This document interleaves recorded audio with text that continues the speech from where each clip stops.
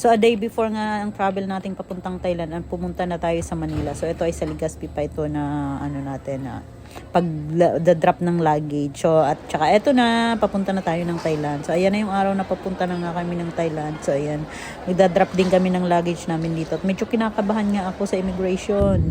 So ayun na nga, pumasa tayo sa immigration at medyo may ano lang tayo, may konting kaiberya kasi nung dumating ako dun sa immigration officer, hinahanap niya sa akin yung ano ko, yung boarding pass, inakaipit yun dun sa passport, yung pala nalaglag niya sa baba. Pero okay naman ang ano natin experience sa immigration, wala naman silang hinanap kundi yung travel order ko lang. So ayan na nga, ang ganda-ganda ng view sa taas bago tayo lumapag sa Thailand. So ayan yun. So dahil magki-Christmas siguro kaya more on pailaw-ilaw nila. So ayan na nga. So mag-aano na tayo, bababa na tayo ng eroplano.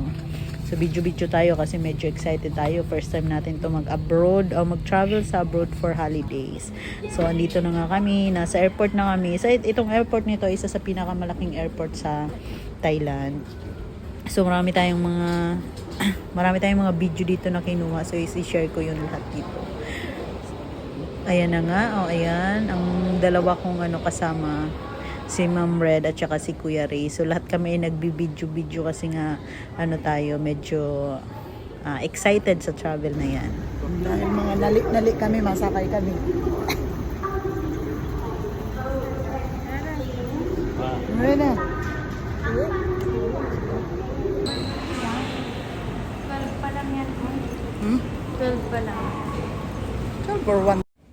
Dito parang nawawala kami, nag-CR kasi kami, tapos paglabas namin wala na yung mga kasama namin sa lipad. So parang sabi namin, nasa na ba yung mga kasama namin? Syempre hindi kami familiar dito sa airport na to. So ayan, sabi ko, hanapin na lang natin kung asan ba yung number 21. Sa belt number 21 kasi mag-claim kami ng luggage. So ayan si Kuya Ray, at saka ito si Ma'am Red. At saka ito palang lalaki, kasakay pala namin yan, kaya medyo napanatag kami.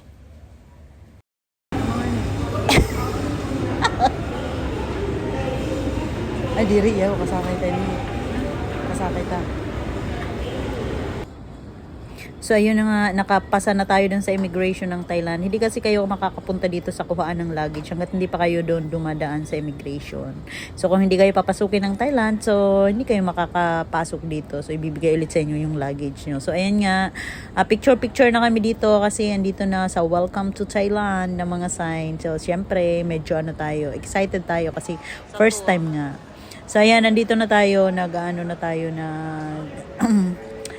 muna kami dito kasi gabing-gabi na kaming dumating Parang madaling araw yata. Mga 1 a.m. kaming dumating. Welcome to the airport of Suvarnabhumi. Tama ba ang pag-pronounce? Hindi natin alam kung tama ba yung pagkaka-pronounce natin ng airport nila. Basta ang ganda-ganda itong airport. Ang laki-laki talaga niya. So eto, hindi pa tayo dito nakakalabas ng airport. Nasa loob pa kami niya ng airport at medyo naguguluhan kami. Saan ba kaming gate lalabas? So ayan. So tingin-tingin lang kami dyan kung anong mga nasa labas niyang gate na yan. Grabe, kakaiba dito ang nila, escalator. Hindi kagaya dyan sa Pilipinas. So tingnan nyo. O, diba? So 1.6. So ayan, nag-aantay kami na magbukas ang bus ticketing booth. Ayan. So mura lang yung pamasahe. 143. So around siguro mga less than 400 pesos. So marami ditong nag-aantay. So ayan, kung gusto mong kumain, meron ditong bilihan. Ayan, ang mga pagkain. Meron din dito ng mga bilihan ng SIM card. Meron din ng mga van service. Wala ka pang sasakyan. So ayan, nakakuha na nga tayo ng ticket ng bus papuntang Pattaya at ito na nga yung sasakyan namin. So kung pupunta kayo ng Pattaya at ayaw nyo ng medyo mahal na pamasahe, dito na lang kayo mag-book sa bus. So next video naman natin yung Pattaya natin na travel. So eto, nasa bus na tayo.